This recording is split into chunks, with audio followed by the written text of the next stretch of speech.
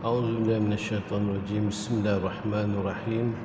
الحمد لله رب العالمين، والصلاة والسلام على أشرف الأنبياء والمرسلين وعلى آله وصحبه أجمعين. رب اشرح لي صدري ويسر لي أمري واحلل عقدة من لساني يفقه قولي. اللهم زدنا علما وارزقنا فهما. اللهم علمنا ما جهلنا. قال المؤلف رحمه الله تعالى ونفعنا في علوم آمين في الدارين. السلام عليكم ورحمة الله وبركاته. Yang dimuliakan Al-Fadhil, Tuan-Tuan Imam, Tuan Bilal, barisan EJK Masjid, tuan-tuan dan puan-puan yang dikasihi Allah Subhanahu wa taala. Pertama sekali marilah kita syukur kehadirat Allah Taala kerana dikekalkan nikmat iman dan Islam pada diri kita, dan Allah Subhanahu wa taala memilih kita untuk hadir menunaikan solat maghrib secara berjemaah dan diberikan kelapangan masa dapat kita duduk sama-sama. Moga-moga apa yang kita kongsikan memberi manfaat kita bersama, insya-Allah. Bismillahirrahmanirrahim. Qala al-muallif rahimahullahu ta'ala. Kita sambung kitab Durus Samin, ya, pada membicarakan kisah Asma'i. Ya, pada bulan yang sudah kita membicarakan bagaimana, ya, seorang Arabi, orang Arab darat bertemu dengan Asma'i, ya. Maka orang Arab tu minta akan dibaca beberapa ayat Al-Quran berkenaan dengan iman. Ya, bila ditanya kamu datang dari mana, dia kata aku datang daripada Kalamur Rahman, iaitu di mana dibacakan ayat-ayat Al-Quran. Maka Arab Badui itu pun diminta supaya dibacakan, ya, ayat tersebut pada dia. Jadi kita sambung kisah tersebut. Qala al-muallif rahimahullahu ta'ala. Maka katanya, hai Asma'i, baca olehmu akan daku Kalamur Rahman. Maka aku baca pula surah Az-Zariyat. Maka tak kala sampai aku kepada wa fis sama'i rizqukum wa ma tu'adun, maka berkata ia Arabi, telah benar Ar-Rahman, Tuhan yang bersifat Ar-Rahman, kami dapat, iaitu kami yakin perkara ia Allah Ta'ala janji akan kami sebenarnya. Maka tak kala aku bacakan ayat fa wa rabbis samai wal ard innahu lahaqqun mislama annakum tantiqun, maka demi Tuhan tujuh petala langit dan bumi, bahawasanya sebenarnya seumpama bahawasanya kamu berkata. Maka kami berkata, ya Arabi, siapa yang telah dimurkai oleh Tuhan Al-Jalil hingga bersumpah, ya Allah, tiada percaya mereka itu orang yang dimurkai akan Allah Ta'ala, hingga mendatangkan kepada bersumpah, ya Allah Ta'ala, demi Allah tiada berkehendak kami, iaitu Arabi, kepada suatu melainkan kami dapat akan dia hadir, yakni datang di hadapan kami, kemudian mengesak, yakni menangis ia Arabi suatu tangisan, jatuh ia Arabi pingsan, maka kami gerak akan dia. Asma'in kata, kami gerak akan dia, maka tiba-tiba ia mati. Ya? Jadi bila Arabi ni dengar ayat-ayat suci Al-Quran, maka sebagaimana firman Allah Ta'ala, innama a'udzubillahi minasyaitanir rajim, innamal mu'minuna alladzina idza dzukirallahu wajilat qulubuhum wa idza tuliyat 'alaihim ayatuhu zadatuhum imana wa 'ala rabbihim yatawakkalun. Ya, surah Al-Anfal ayat yang kedua.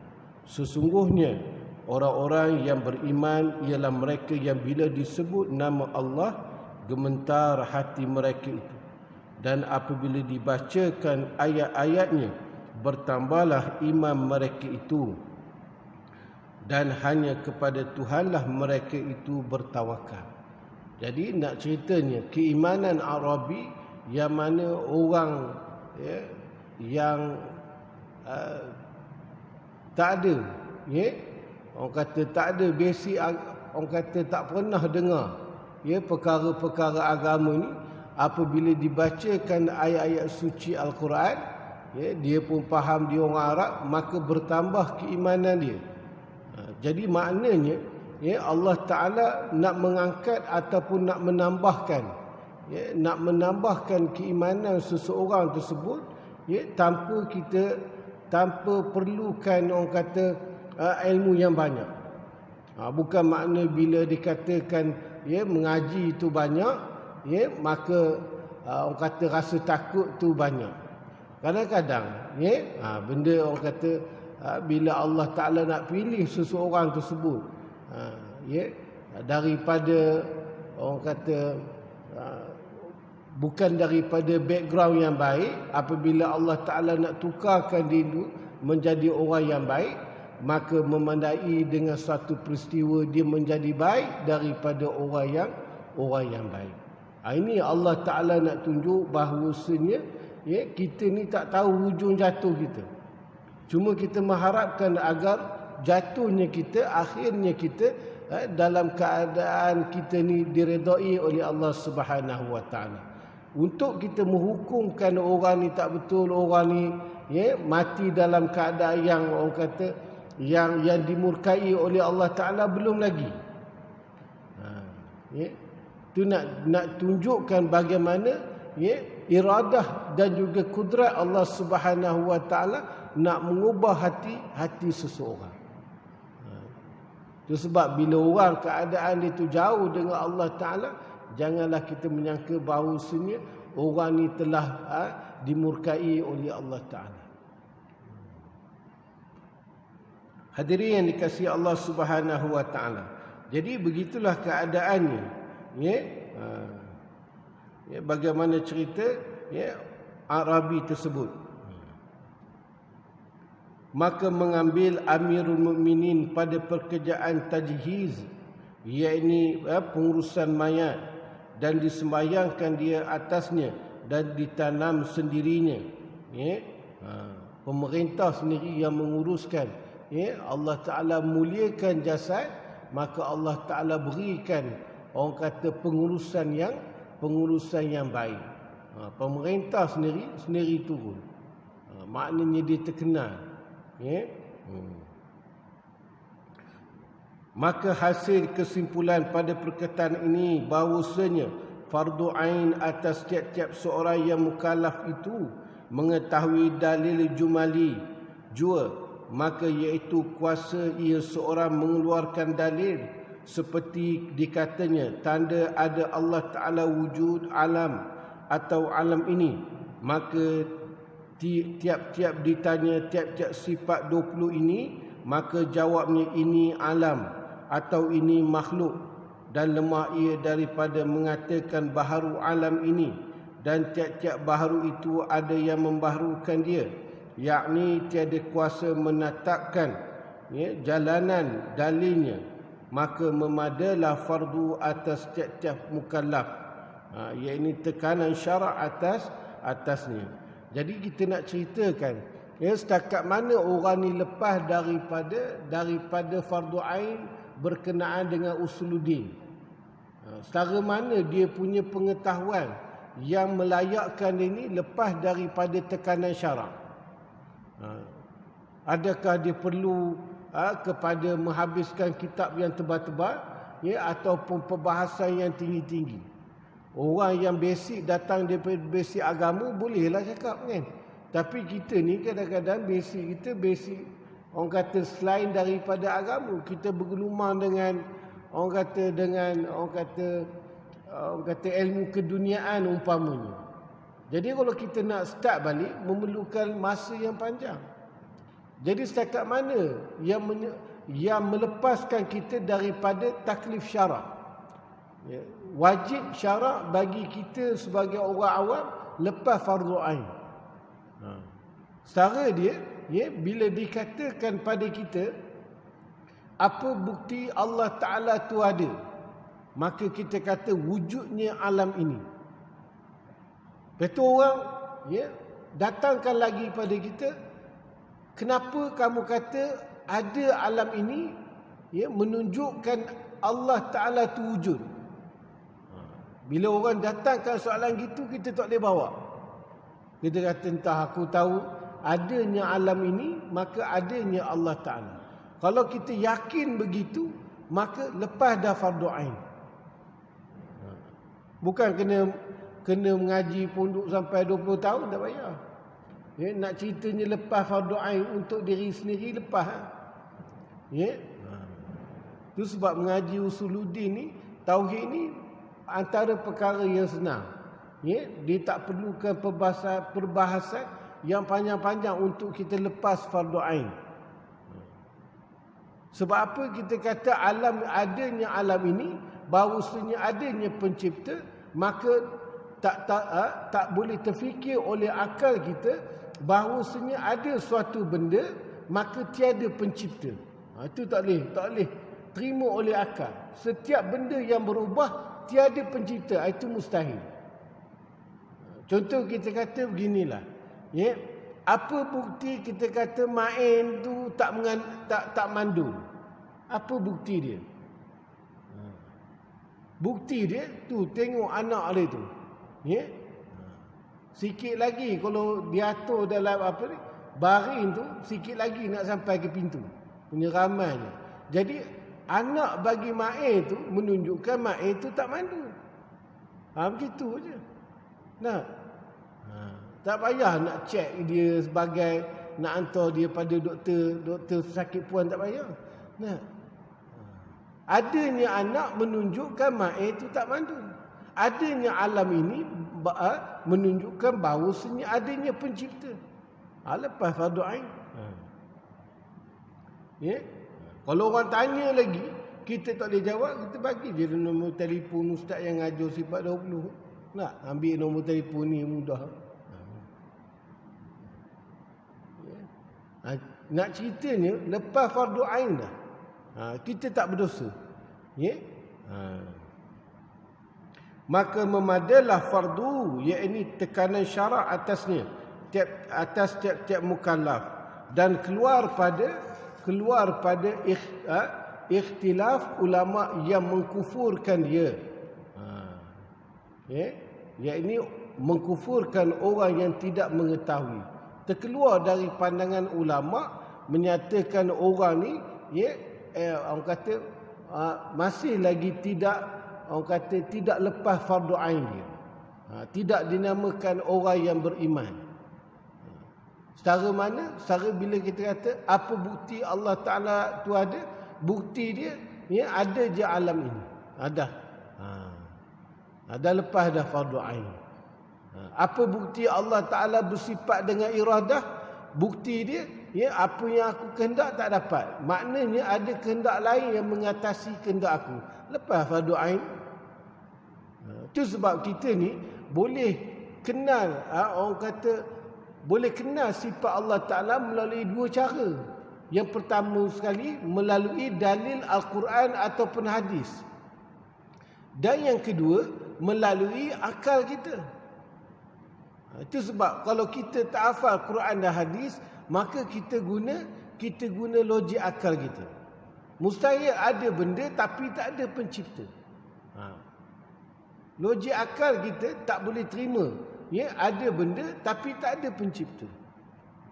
Tuan-tuan boleh terima tak? Menyalanya lampu, menyatakan bahawasanya tiadanya elektrik. Boleh terima tak? Tak boleh terima. Bila ada elektrik, maka menyalanya lampu. Menyalanya lampu tanda masjid ni ada elektrik. Tak kena potong lagi. Ni gitu.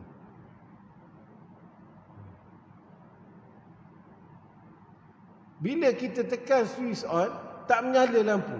Apa tanda dia? Apa tanda dia? Tak adanya elektrik. Itu je. Kan? Itu. Orang kata contoh yang paling mudah. Berubahnya alam ini, bahawasanya ada orang yang mengubahkan dia. Itu je. Nak ceritanya, untuk lepas fardu ain tu memadai setakat itu. Itu sebab kita ni yang susahnya nak mengaji.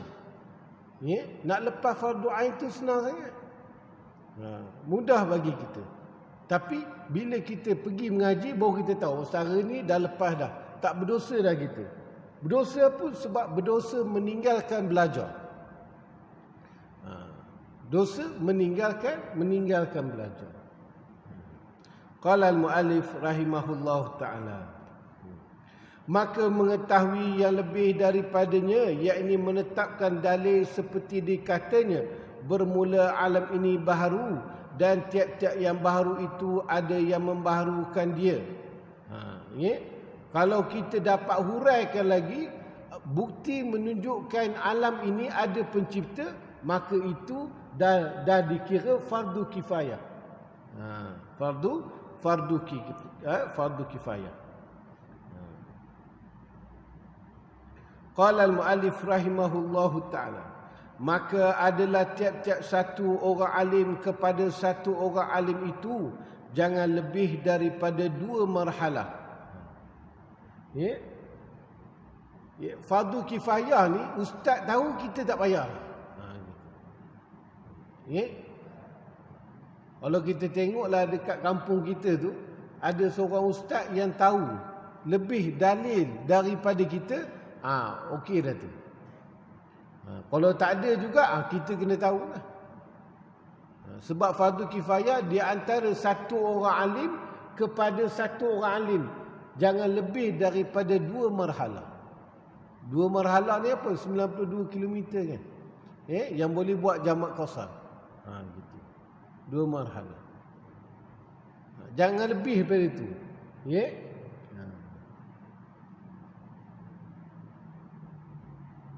Tapi masjid kita ni dah ada ustaz, tu imam kita yang hebat, Ustaz Fadlullah tu. Okey dah tu kan. Tapi nak ceritanya, di antara orang alim dengan orang alim mesti ada seorang yang alim lebih daripada fardu ain.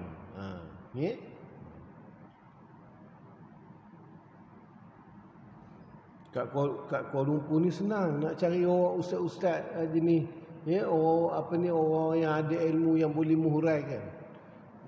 Yang payah ni kat kampung. Dah lah kampung antara rumah dengan rumah pun jauh kan. Tak ada pula ustaz pula. Ustaz semua dah naik KS Selangor dah. Qala al-muallif rahimahullahu ta'ala.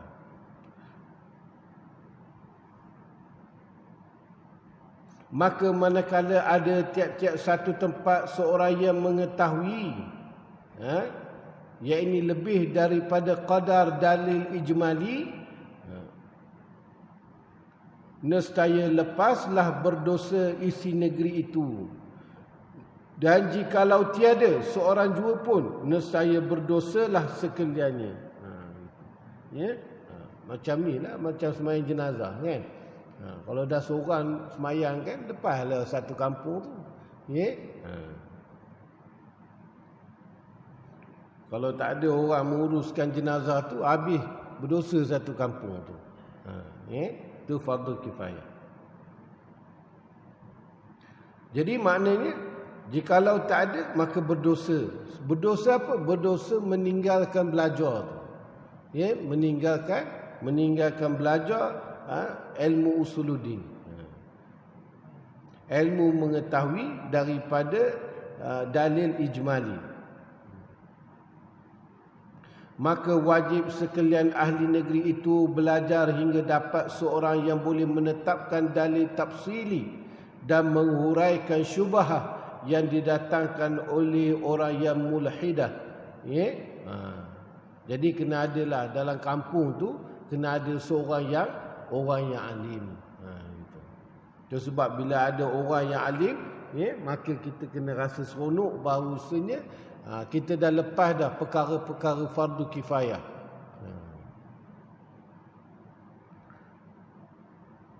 Qala al-muallif rahimahullahu ta'ala.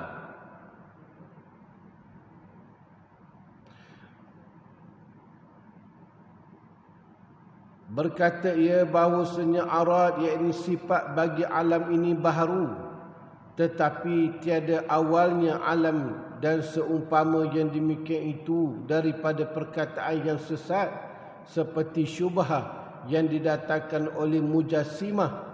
Berkata mereka itu ilah itu berdiri dengan sendirinya, dan tiap-tiap yang berdiri dengan sendirinya itu jisim. Orang yang syubhah, orang yang kata, orang yang mereka-rekakan, orang yang menyesatkan akidah kita, setiap benda yang ada tu, pasti, dia tidak berdiri dengan sendiri dia. Kalau kita berdiri dengan kaki. Dan tiap-tiap yang berdiri dengan sendirinya itu jisim. Jadilah ilah itu berjisim. Maka adalah perkataan ini sesat. Maka adalah yang demikian berkendak kepada orang yang menolakkan perkataan yang boleh mengalah akan dia. Kena ada orang yang dapat menolak perkataan, yang menyatakan bahawasanya yadullahu fawqa aydihim, tangan Allah Taala di atas tangan mereka itu. Tangan yang selayak dengan dia. Gitu. Jadi bila disebutkan tangan, maka Allah Taala itu pun berjisim juga. Berjisim. Ada, orang kata ada benda, tapi tangan yang selayak dengan Allah Taala. Jadi secara tidak langsung kita umpamakan Allah Taala macam makhluk. Itu mujassimah, menjisimkan akan Allah Taala. Kata-kata dah, kata tangan yang selayak dengan Allah. Macam tangan kita dengan tangan kucing tu. Sama ke tidak? Tak sama kan? Tangan kucing yang selayak dengan kucing tu lah. Kita katalah yang orang kata kaki depan tu seumpama tangan kan. Kita katalah kalau kucing tu, yang depan tu tangan. Jadi tangan kucing dengan tangan kita tak sama. Kalau sama masuk metro kucing tu. Dah besar sama macam sebiji macam kita tangan dia. Jadi maknanya itu sebab tak boleh kita menjisimkan, memberi syubhah bagi orang lain.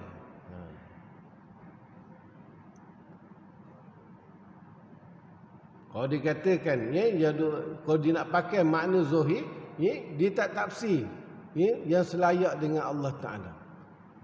Bila kata tangan macam mana? Wallahu alam. Itu tak apa. Tak, dia tidak mentafsirkan tangan tu.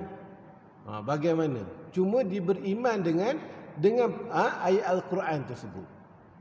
Itu sebab kita ni kadang-kadang baca buku, lepas tu kita guna logik akal sendiri kan. Tanpa ada bimbingan para alim ulama, kita tak tengok kitab-kitab ulama. Jadi kita umpamakan Allah Taala seumpama dengan makhluk. Sedangkan Allah Taala laisa kamitsli syai'. Allah Taala tak sama dengan sesuatu juga pun. Qala al-muallif rahimahullahu taala, seperti yang barang yang dikaitkan bahawasanya ada satu dahri datang ia pada zaman Hammad, guru Imam Abi Hanifah. Bukan imam Pak Mazhab tu dah. Hammad ni salah seorang daripada nama Imam Abu Hanifah. Cerita ni masyhur lah. Dia ringkas ceritanya. Kita baca ni kesimpulan dia. Jadi Imam Hammad ni dia bermimpi. Dahri ni dia telah mengalahkan orang alim pada di tempat Hammad tersebut. Tinggal seorang lagi iaitu orang kata Hammad tu, tuan guru Imam Abi Hanifah. Jadi bila diminta dia bagi tahu pada orang kata pemerintah bahawasanya dia nak kalau boleh dia nak malukan semua ulama Dahri ni, orang Kristian ni. Dia nak malukan semua ulama. Jadi bila begitu, maka Datanglah utusan khalifah kepada Hamad dan dia beritahulah, ya, ada seorang padri, ya, yang bernama Dahri, ya, dia dah kalahkan, dah berdebat dah. Itu sebab kadang-kadang berdebat ni, ya, kalau kita boleh terima pandangan orang tak apa. Ya, itu maknanya, ya, orang kata adalah faedah kita berdebat. Kalau habis kita berdebat, kita dengan perangai kita, orang tu dengan pegangan orang tu, dah apa faedah? Kan? Dia masih lagi berpegang Allah Ta'ala itu berjisim. Kita kata Allah Ta'ala itu tak berjisim. Boleh tahan debat. Ya, kita keluarkan hujah-hujah pun dia tak terima. Nah, kita pun berpegang dengan hujah kita. Jadi masing-masing tak ada orang kata jalan penyelesaian dia.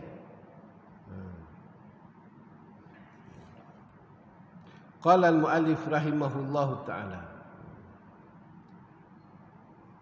Maka berkata Hamad, ditangguhkan olehmu akan daku malam ini. Dia kata dah malam dah ni. Ya, pagi esoklah aku pergi. Ya, jumpa khalifah. Maka tak kala pagi datanglah Abu Hanifah dan adalah ia kecil. Ya. Ia kecil lagi. Ya. Sekira umurnya 10 tahun. Waktu tu Imam Abu Hanifah tu 10 tahun umur dia. Maka melihat ia akan Hamad, ya, hal keadaan marmum, yakni dalam duka cita. Bila dia sampai pagi-pagi tu, dia tengok tuan guru dia tu menung. Ya, menung dalam keadaan susah hati. Dia lain, tuan-tuan. Menung, ya, gaji habis lain. Menung ada masalah dia lain. Kita tengok pun lain, kan? Gitu. Kita tengok sekali kawan kita menung, kan? Ini dah habis gaji dah ni. Dia lain. Ya? Kadang-kadang kawan kita menung juga. Ini ada masalah ni, kan? Dia lain, tuan-tuan. Ya, jadi Imam Hamad ni, maka dia termenung. Bila Imam Abu Hanifah tengok guru dia tu termenung,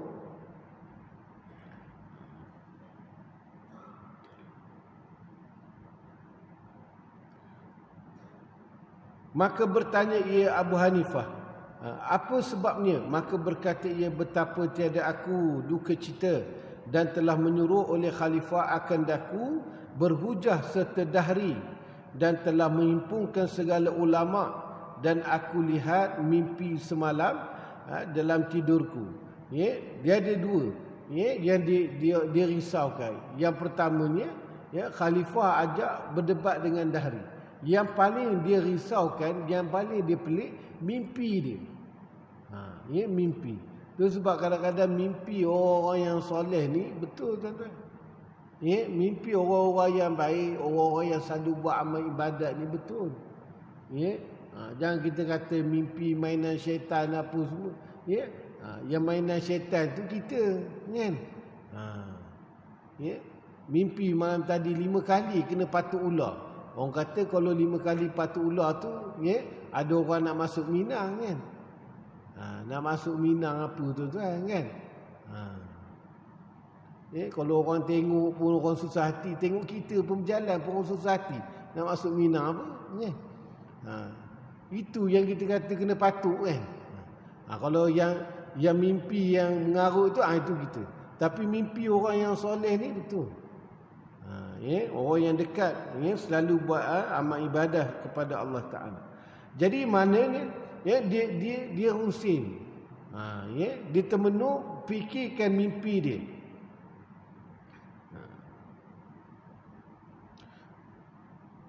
Satu penglihatan yang sangat, ya, yang sangat pelik dia kata.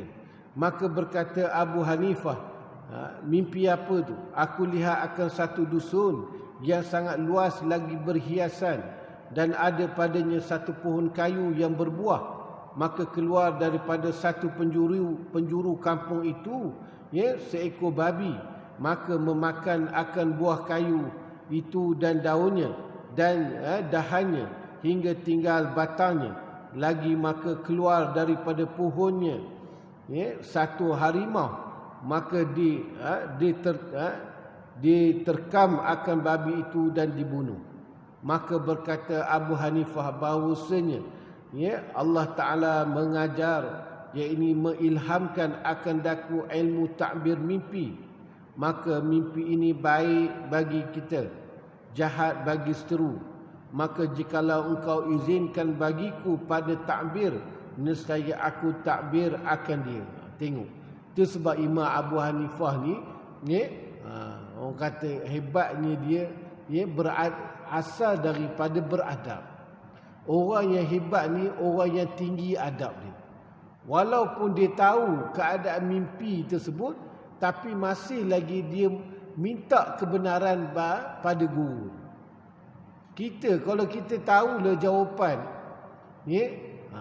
tak payah tuan guru bagi tahu siapa boleh jawab, kita terus je jawab kan. Itu tak ada adab. Tapi Imam Abu Hanifah walaupun dia tahu keadaan mimpi tersebut, dia minta kebenaran bagi guru untuk mentafsir mimpi guru tu. Kita guru duduk sembang, takkanlah tuan guru tak tahu ini kacang ni kan. Terus pangkah terus kan. Kalau gitu. Tapi Imam Abu Hanifah dia beradab. Orang yang alim ni tinggi adab dia. Jadi dia kata Allah Ta'ala dah ajarkan aku takbir mimpi, menghuraikan mimpi. Kalau kamu benarkan, maka aku boleh takbir mimpi tersebut. Itu diminta keizinan bagi guru dia.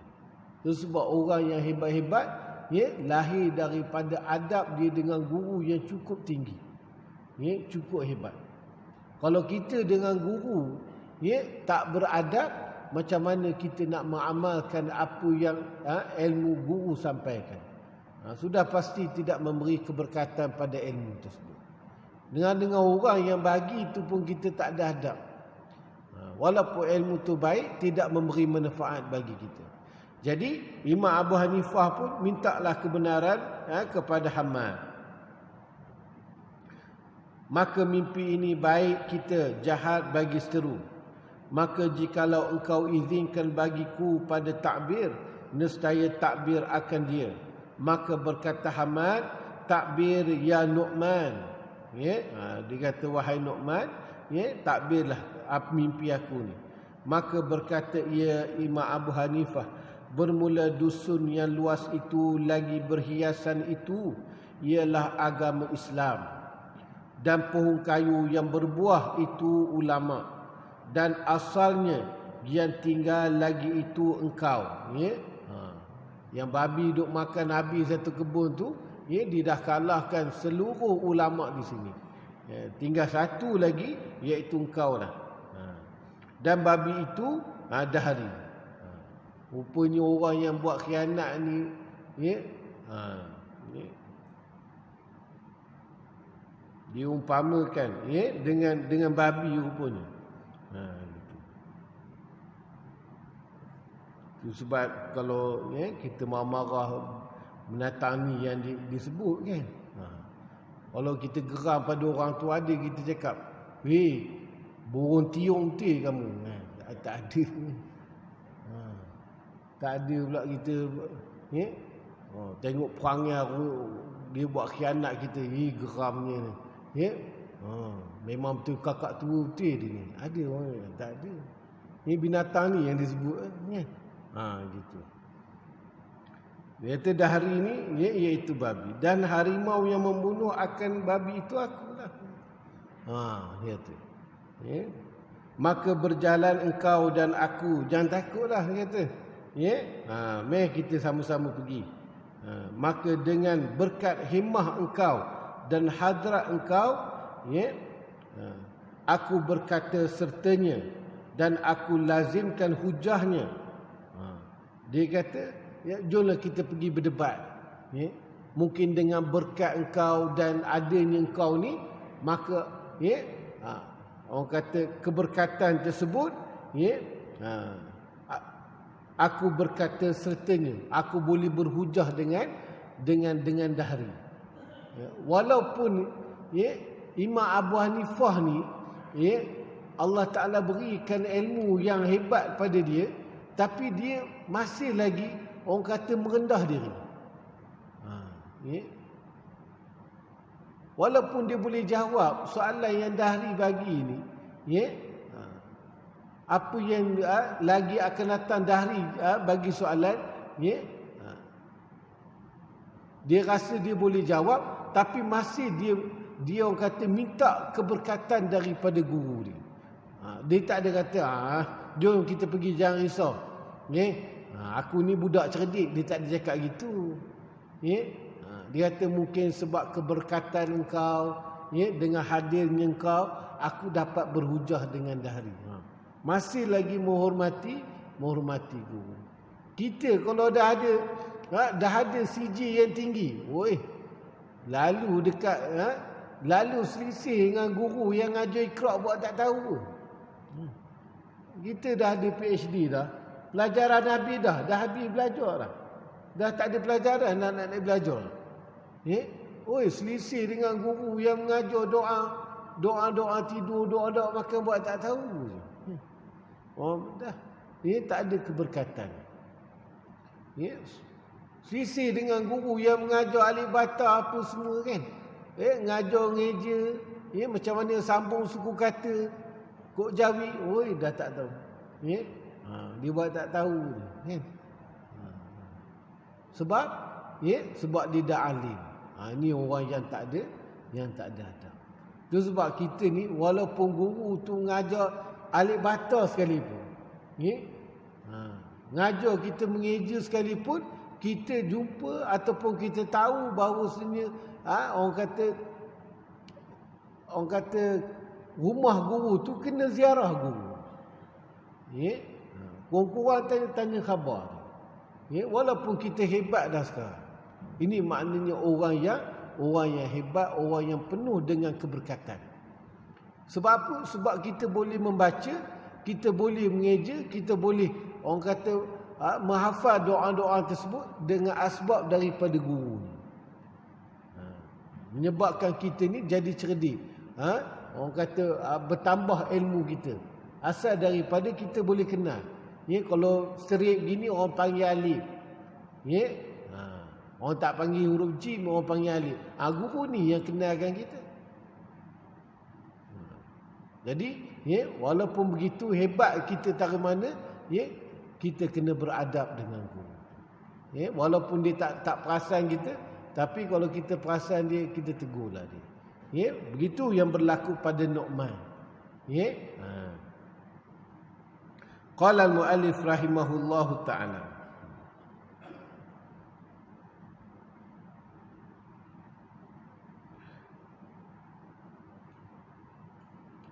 Jadi dia kata, dan aku lazimkan akan hujahnya. Biar aku yang berhujah dengan keberkatan daripada kamu.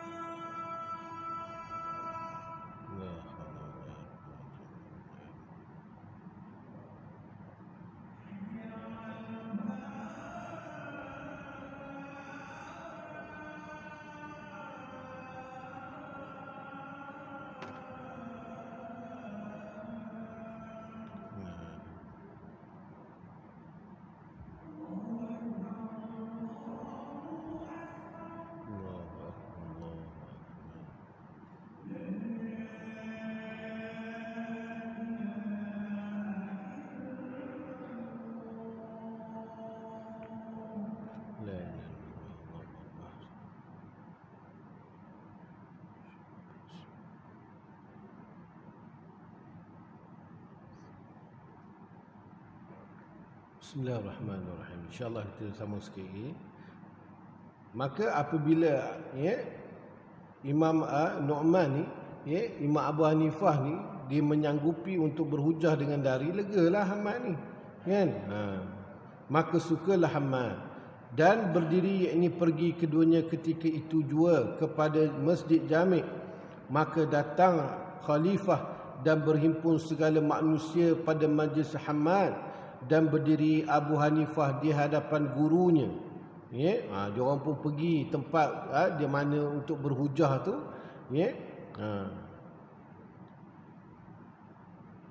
maka datang di hadapan gurunya, di bawah sarir kursi Hamad, memegang kaus gurunya dan kausnya.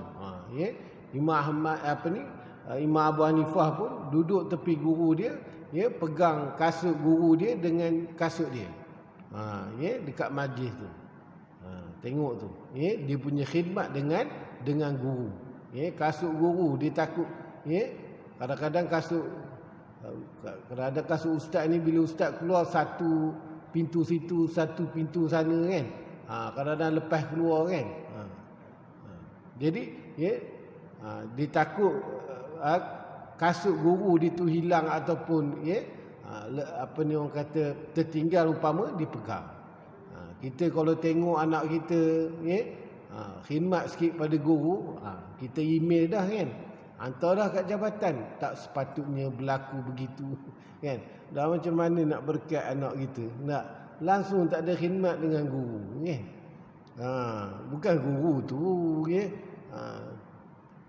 bagilah anak tu khidmat, bawa buku guru apa semua, kan. Ada keberkatan di situ. Maka datanglah dahari dan naik ia ke mimbar dan berkata ia, siapa yang menjawab akan soalanku?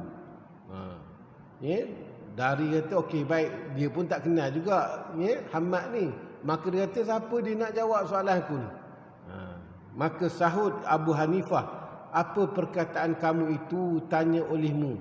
Maka orang yang mengetahui dijawab akan tanya kamu. Dia kata, cakaplah apa soalan ni, siapa yang tahu jawapan ni, dijawablah, kan. Nak ceritanya, sombongnya Dahri. Dia nak tengok level mana yang nak jawab soalan dia tu. Sebab habis dah ulama dikalahkan. InsyaAllah panjang lagi ni. Kita sambung pada masa yang akan datang, insyaAllah. Moga-moga perkongsian kita pada malam ini memberi manfaat untuk kita bersama, insya-Allah. Yang mana baik datangnya daripada Allah Taala, kekurangan kelemahan diri saya sendiri hakikatnya daripada Allah Subhanahu wa taala. A'udzubillahi minasyaitonir rajim. Bismillahirrahmanirrahim. Allahumma iftah 'alaina futuhal 'arifin kama fatatahu 'alal ladzina min qablina birahmatika ya arhamar rahimin. Walhamdulillahi rabbil alamin. Wallahu a'lam. Assalamualaikum warahmatullahi wabarakatuh.